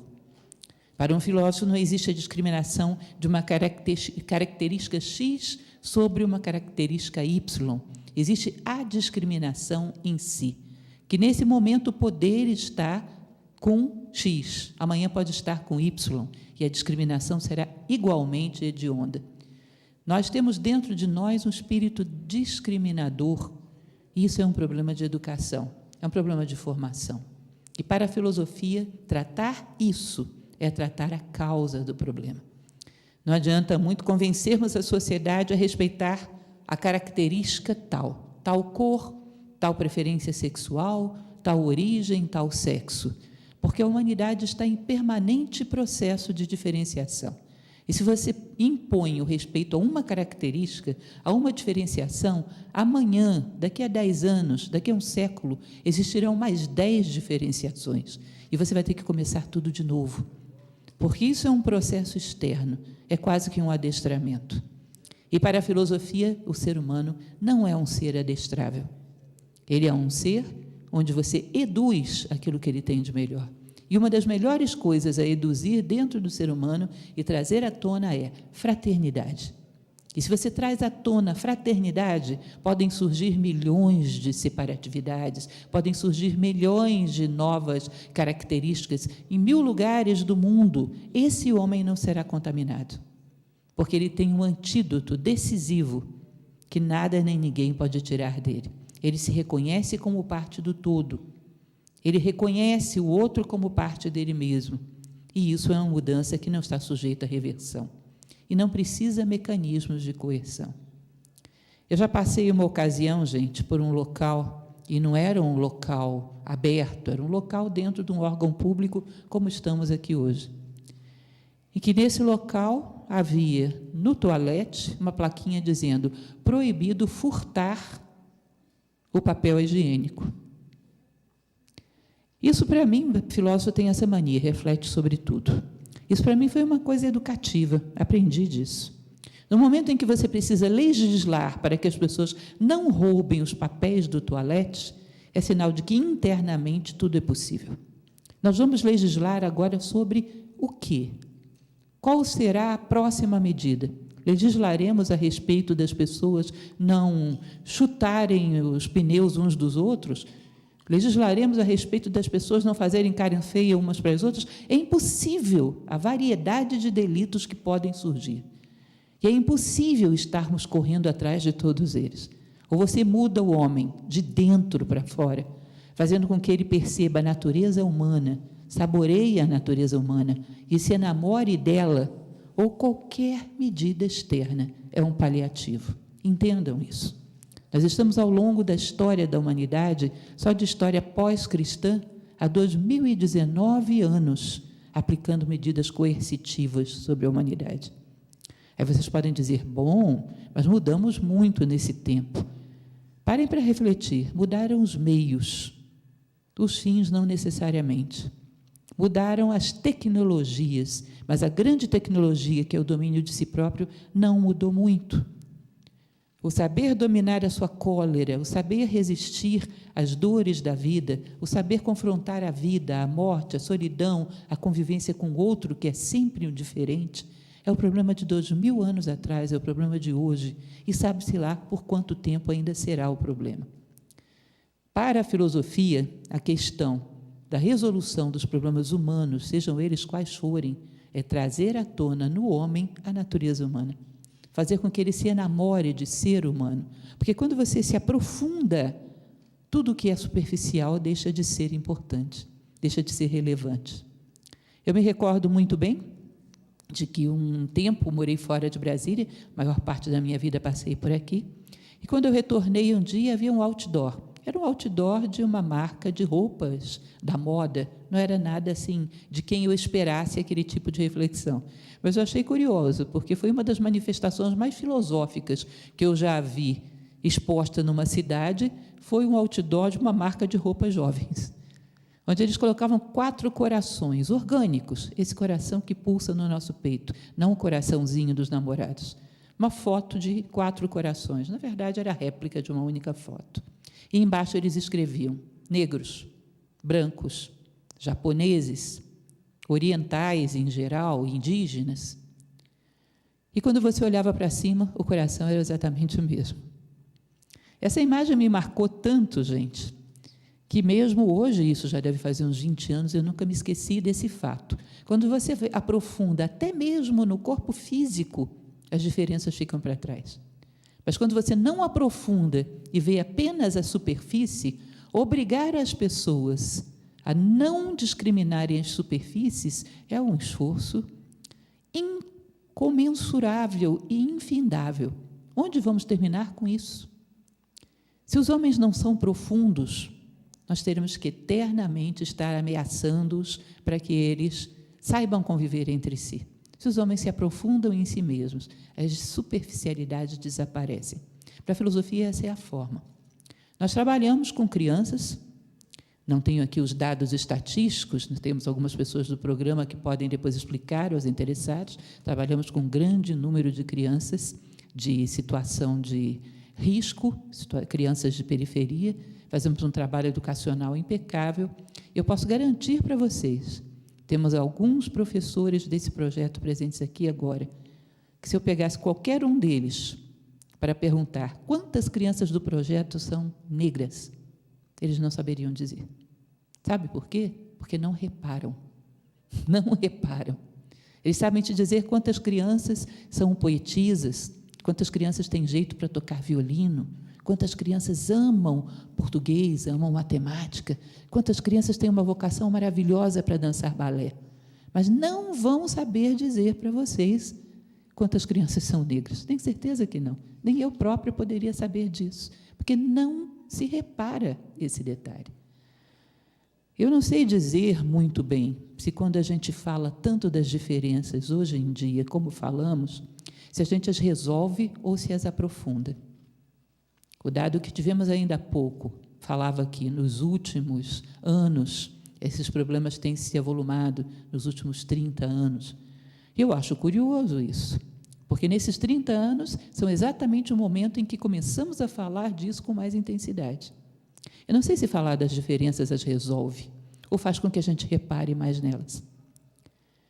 Particularmente, eu tendo a achar que, se a gente falasse mais das semelhanças, talvez resolvesse melhor. O que temos em semelhante? Somos seres humanos finitos, mortais, seres humanos dotados de uma grande vontade de fazer diferença no mundo, seres humanos com capacidade de amar, se forem educados convenientemente para isso, seres humanos dotados de vontade, amor, inteligência, sonhos e capacidade de construir um mundo melhor. Cada um de nós, uma capacidade enorme de virar a história pelo avesso. Se você faz com que cada ser humano descubra isso dentro de si, evidentemente, a unidade entre eles é uma coisa natural. Quem sonha é como se fosse um imã, tem um magnetismo que atrai para si todos os que sonham. Percebam isso na natureza. Se eu coloco aqui, eu não vejo nenhuma formiga nesse chão, mas se eu coloco um pouquinho de açúcar nesse chão, daqui a pouco eu garanto para vocês que descerão formigas de todos os lugares e teremos um monte de formigas aqui. Sabe por quê? As coisas atraem aquilo que amam, ainda que não tenham muita consciência. Essas formigas, de alguma maneira, descobrirão que há açúcar aqui. Nós amamos sonhos, nós amamos valores, e de uma maneira ou de outra, quando alguém canaliza essa ideia, é magnético e atrai muitas pessoas à sua volta. Não faz uma semana eu falava dos 150 anos de um personagem muito especial, Mohandas Karamchand Gandhi. Esse era um homem que não era propriamente de cor branca, nem propriamente de cor negra, não era propriamente uma pessoa com posses, que na verdade nunca esteve, não era propriamente nada que tivesse grande destaque em lugar nenhum, mas era um homem com muita consciência da sua natureza humana. Esse homem mudou a história, e mudou muito consciente de que ele não necessitava falar de diferenças, mas promover as semelhanças, promover a unidade. Um homem que, nascido de uma família Vaishnava, teve a coragem de passar por todas as religiões conhecidas da época e declarar que todas eram igualmente válidas. E ainda assim foi capaz de arrastar multidões. Um homem que, podendo ganhar muito dinheiro, porque a sua popularidade já no seu tempo de África do Sul era enorme como advogado, não considerou isso como algo prioritário e continuou trabalhando pela unidade. Falava de uma maneira tal e era tão magnético que conseguia colocar indianos, jainos, muçulmanos, cristãos, todos marchando juntos para tirar sal de uma praia, por exemplo, na Marcha do Sal. Vocês sabem, nessa famosa Marcha do Sal, que Gandhi conduziu milhões de pessoas, que havia pelo menos 5 religiões representadas ali? Tenho certeza que ele não saberia nem distinguir quem é de uma, quem é de outra. Ele buscava o quê? O bem, a verdade, a unidade. Morreu por isso. Morreu porque não aceitava que a Índia se dividisse em Índia e Paquistão. Ele pregava a unidade. E eu percebo que o impacto de um homem como Gandhi, nascido há 150 anos, morto há um pouco mais de 70, é enorme, porque ele soube ir à raiz dos problemas, enquanto nós, muitas vezes, ficamos no periférico. Nós, em Nova Acrópole, trabalhamos com crianças, tanto nesse trabalho do Crianças para o Bem, como também no nosso curso de filosofia. Nós temos crianças estudando filosofia desde os 4 anos de idade. E crianças onde nós começamos a trabalhar essa mentalidade de encontrar o que há de melhor no outro, mentalidade de ser amigo daquele que tem valores, daquele que é bom, daquele que é generoso. E também garanto a vocês que quaisquer dessas nossas crianças não saberiam dizer quantos dos seus amiguinhos são negros, brancos, cristãos, ou seja lá o que for. Percebam que o foco da nossa atenção é muito importante. Talvez isso pareça para vocês pouco convencional, mas eu conheço muitos casos que comprovam essa teoria filosófica. A consciência é uma potência, ela é dotada de energia. Quando ela se projeta em algo, ela vai desenvolver esse algo no qual ela se projetou. Tem um vizinho que é particularmente eficaz em recuperar plantas, e eu sou particularmente infeliz em criá-las. Então, a casa dessa pessoa é um hospital de violetas, e é incrível, porque as violetas estavam literalmente com diagnóstico de morte, e vão para a casa dele e ficam maravilhosas, se enchem de florezinhas para minha vergonha, mas assim o fazem. E o que ele deve fazer, esse meu vizinho? Um médico homeopata, uma pessoa maravilhosa. O que ele deve fazer com essas violetas? Eu acredito que sei. Ele fixa a sua consciência nelas. E aquilo onde você fixa a sua consciência, você dá energia, você dá vida, você valoriza, você desenvolve. Fixe a sua consciência naquilo que você tem em comum com todos os seres humanos, e o que você vai desenvolver vai ser isso. O que eu percebo é que talvez falte um pouco de filosofia na discussão dos nossos problemas do mundo atual. A filosofia sempre vai te aconselhar, olhe para dentro, comece de dentro, quanto mais dentro, mais fora. A filosofia vai te aconselhar, fale mais da unidade se você quer promovê-la. Porque ao falar muito da separatividade, as pessoas começam a perceber que estão separadas. E talvez isso cresça ao invés de diminuir, porque a consciência humana desenvolve aquilo em que ela se foca. Isso é algo altamente passível de ser experimentado e de ser testado. Parece revolucionário, mas é das coisas mais antigas da história. Vocês vão ver Platão, 2.400 anos atrás, falando disso. Quando nós queremos muitas vezes falar de como conviver, de como promover a fraternidade, quer entre adultos, quer dos adultos com as crianças, quer entre raças, nós procuramos teorias e ideias que surgiram recentemente, há uma década no máximo, ou menos. Platão tem 2.400 anos, então está desatualizado.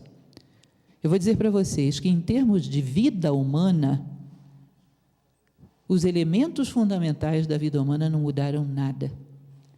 E se nós formos olhar a maneira de promover a unidade que Platão preconizava, é mais atual do que qualquer das nossas teorias da moda. E passa exatamente por essa ideia. Vamos aprender a amar a natureza humana, a valorizá-la, a descobri-la dentro de nós. E tudo mais será dado por acréscimo. Existe uma certa característica no nosso momento histórico, porque a honestidade, a bondade, a fraternidade, a beleza, elas são ensinadas de uma maneira quase que por coerção. É chato ser honesto, é chato ser bom, é chato ser correto, é muito mais fácil dar vazão aos nossos instintos. Percebam que isso é um engano, porque não existe nada mais maravilhoso para o homem do que ser humano. Eu participava algum tempo atrás de um TEDx, Passo Fundo, onde lá eu conversava sobre ética. E eu perguntava, sua ética é jiló ou chocolate? Vocês conseguem entender o que significa isso? Por que você, quando criança, comia jiló? Porque sua mãe dizia, se não comer, não tem sobremesa. Então, você engolia aquilo como um comprimido para ganhar a sobremesa. Ou seja, o jiló era um meio desagradável para que você obtivesse aquilo que era realmente bom. Agora, alguém precisou te chantagear para comer chocolate algum dia? Antes que ela terminasse a frase, você já teria comido, não é isso? Porque você amava o chocolate em si, e não o que você ia ganhar ou perder com isso. Enquanto as características humanas forem impostas por coerção, seja honesto, seja fraterno, não seja preconceituoso, porque senão você vai ter uma penalidade, você vai ser discriminado, você vai sofrer algum tipo de pressão, as pessoas vão continuar achando que o bom mesmo é a sobremesa e que as características humanas são uma grande chatura. Platão respondia isso de uma forma maravilhosa quando lhe perguntavam por que o homem não era justo. Ele dizia, porque não amam a justiça. A justiça é um pacto social, onde eu não te prejudico, porque vai que você é mais esperta que eu. E você me prejudica também e eu saio perdendo. Então, para não haver esse risco, fazemos um pacto social. Eu não prejudico você, você não me prejudica, mas, se houver uma margem de impunidade, eu vou fazer o que eu quiser. É a história do anel de Giges, que quando ele colocava no dedo, Giges era um pastor lídio, tido como muito honesto, mas quando colocava aquele anel no dedo, ficava invisível, e aí se tornava o mais desonesto dos homens. Platão dizia, imaginem as pessoas se soubessem da existência desse anel e soubessem que Giges, pelo contrário, quando colocava o anel, continuava honesto. Elas socialmente diriam, nossa, que coisa boa, que homem maravilhoso. Mas internamente, entre elas e com elas mesmas, diriam, que idiota, que pena que esse anel não caiu na minha mão. Se caísse, eu faria coisas maravilhosas. Ou seja, ele dizia, as pessoas não amam a justiça. E eu digo para vocês uma coisa, existem inúmeros anéis de Giges. O poder, por exemplo, é um deles. Gera uma impunidade onde você pode fazer qualquer coisa e isso não é passível de ser punido. Isso é um anel de Giges. O seu pensamento, nesse momento, é um anel de Giges. Você pode pensar qualquer coisa e não é passível de ser punido, porque parece que ele não vem à tona, portanto, não é reconhecível. E enquanto nós somos éticos, enquanto respeitamos os outros por imposição, isso é uma ética de pouca cobertura. Recentemente, uma pessoa, a quem admiro bastante, respeito e confio muito na sua opinião, me dizia que fez uma visita ao Japão. E o Japão é conhecido, e inclusive muito invejado no Brasil, pelo seu nível de civilidade e respeito a leis. E ela disse que entrou num transporte coletivo, e as pessoas são habituadas a respeitarem e levantarem e darem lugar a mulheres grávidas e a idosos. E imediatamente fazem, ninguém nem pensa. Mas ela estava nesse coletivo e entrou um jovem carregado de bagagens e muito arfante, cansado, parecendo que não estava se sentindo bem. E ela disse, as pessoas olhavam e faziam uma classificação rápida. É idoso? Não. Está grávida? Não. Então, eu não levanto. E ela falou, bom, quem levantou para aquele jovem foi a Tupiniquim, que estava ali, que olhou nos olhos dele e sentiu que, apesar de não enquadrar em nenhuma das categorias previstas, ele merecia um lugar para se sentar. Percebam, criamos todo um mecanismo de coerção. Respeite essa cor, essa opção sexual. Daqui a pouco aparece alguém que não tem nenhuma dessas características, tem outras. Não estava na sua tabelinha? Eu não respeito. Não está na prescrição? Eu não respeito. Que horas nós vamos ser capazes de olhar nos olhos do outro e ver o que ele necessita, independente de prescrições? Que horas vamos ter vida interior o suficiente para dizer, eu respeito os demais porque eu sou um ser humano, e não existe nada mais maravilhoso do que ser humano, é um privilégio, assim como a planta, se pudesse se expressar, talvez dissesse, é um privilégio fazer fotossíntese, assim como os animais, se pudessem se expressar, diriam, é um privilégio poder perpetuar a minha espécie. O ser humano deveria dizer, é um privilégio poder exercer valores, virtudes e sabedoria, e eu respeito pelo que eu sou, não pelo que eu vou ganhar ou perder com isso. Dificilmente você vai ter problemas com uma sociedade que educa os seres humanos para isso. A presença da filosofia, da reflexão filosófica, foge ao politicamente correto do nosso tempo. Mas eu ouso dizer para vocês que a reflexão filosófica, que não pertence a uma escola, a um movimento, pertence à humanidade, é a única que é capaz de, como se diz popularmente, atacar o mal pela raiz. E seria uma excelente conselheira para os maiores problemas sociais que a gente tem. Quer se passem com crianças, quer se passem com adultos.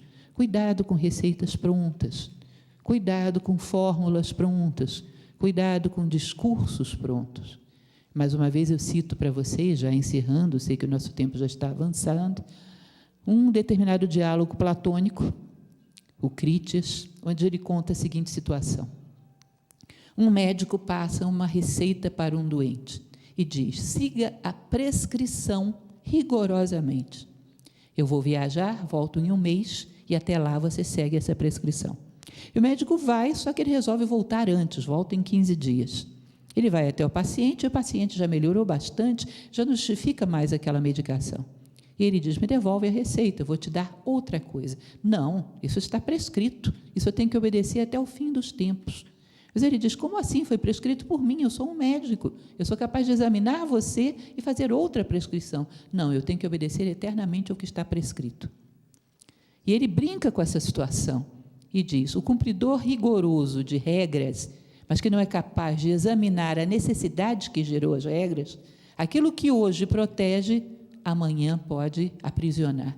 Nós precisamos de mais médicos na sociedade, aqueles que vejam o real estado do paciente, sejam capazes de refletir por si próprios, fora do pensamento da moda, e vejam qual é a prescrição que cabe aí. O problema que cobre todas as situações que nós temos hoje em dia, quer a situação do jovem que se mutila e se suicida, quer a situação do homem ou da criança que discrimina ou é discriminada, é combater severamente o egoísmo, que é a causa de todos os males.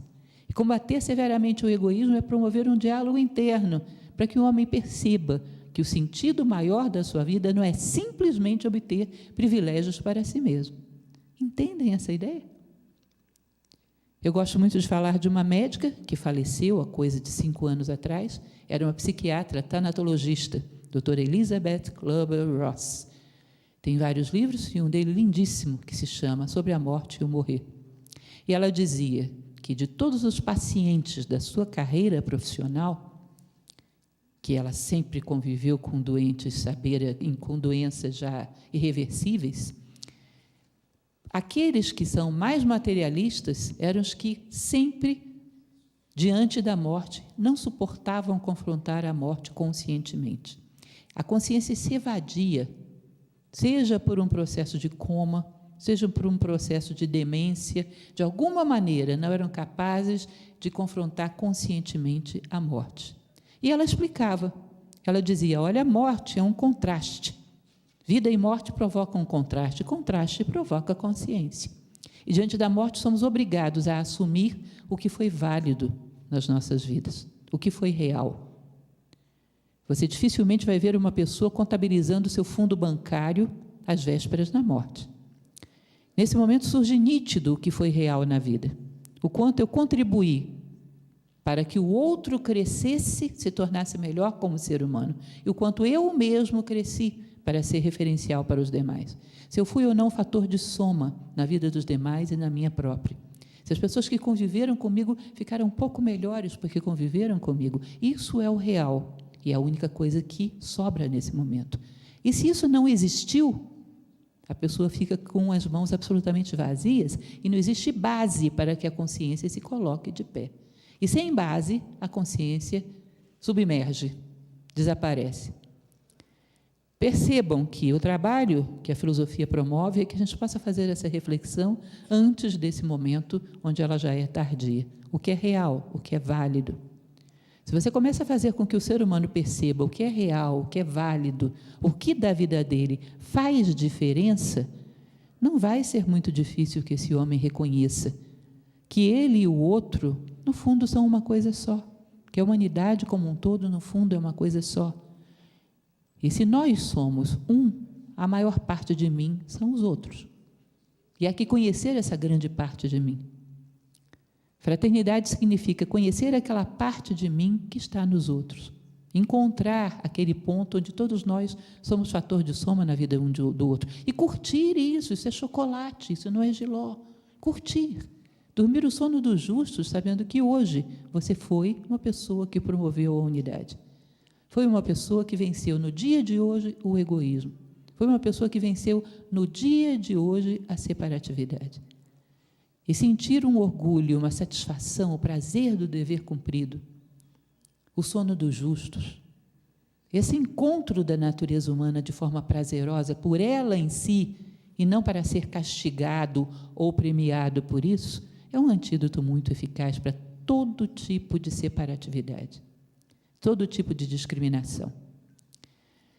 A filosofia promete reflexão, ela promove reflexão, ela oferece a oportunidade de ensinar a refletir. Nós fazemos em Nova Acrópole trabalho voluntário de assistência social, mas fazemos trabalho voluntário de ensino de filosofia. Eu sou membro dessa organização há 31 anos, e há pelo menos uns 29 eu dou aulas voluntariamente de filosofia. Acreditem, filosofia é trabalho social.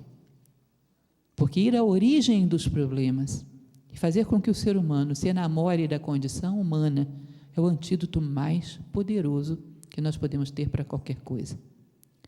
Eu desafio vocês hoje a pegarem um veículo de comunicação, os discursos da moda, que ecoam para os 4 cantos.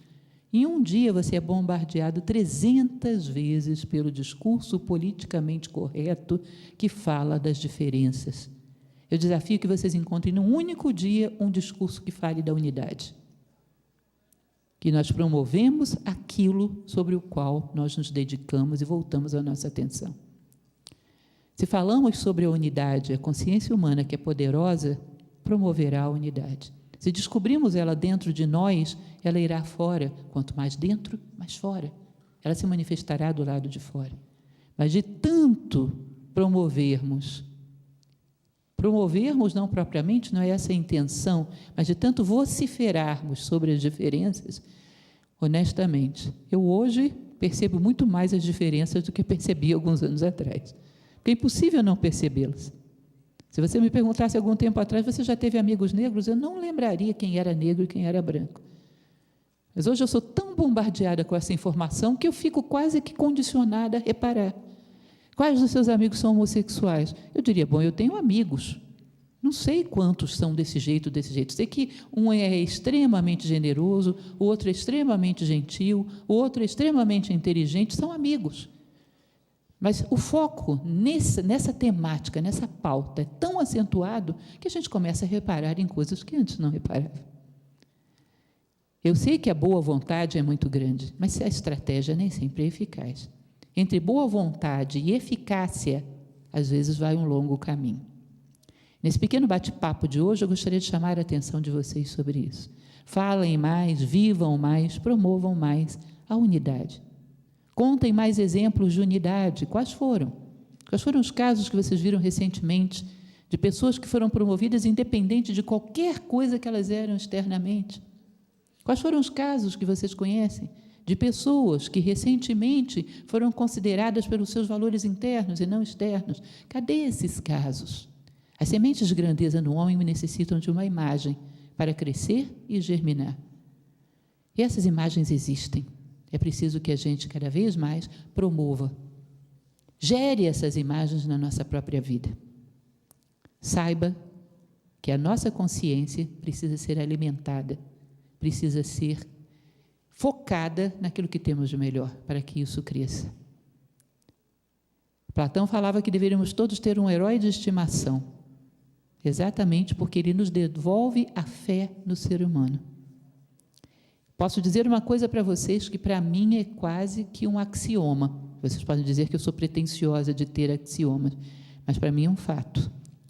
E não sou só eu que digo isso na história. Uma das piores coisas que você pode fazer com o ser humano é fazer com que ele duvide da humanidade.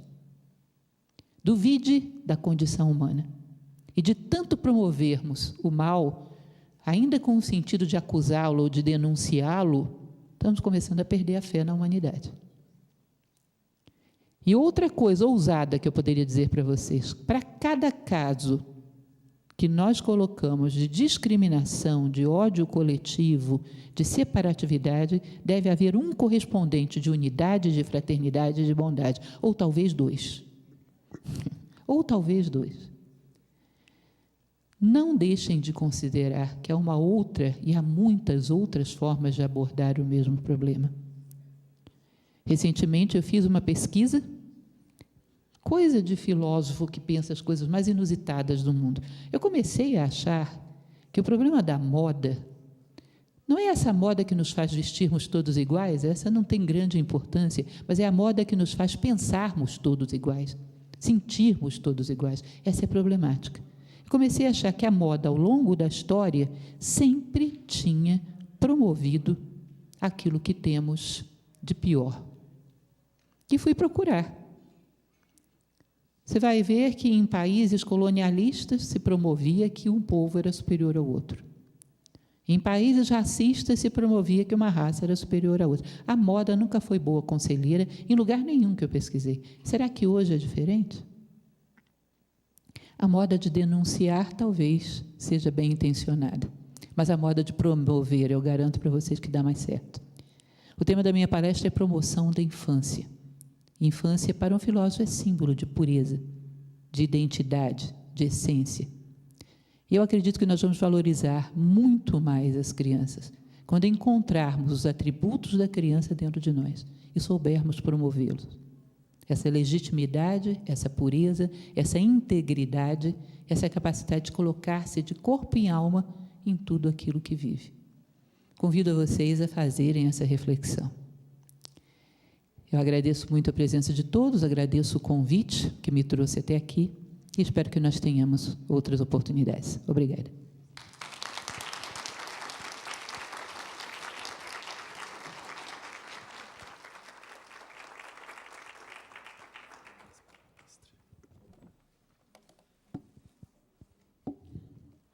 Bom, senhoras e senhores, com esta, então, fechamos os nossos trabalhos do dia.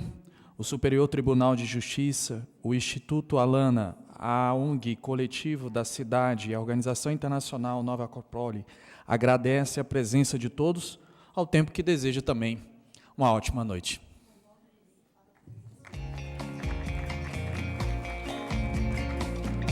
Olha, só uma informação, que no ano que vem nós iremos comemorar, então, 30 anos do ECA aqui no nosso auditório, tá bom? Estejam já aí preparados para o ano de 2020. Até lá.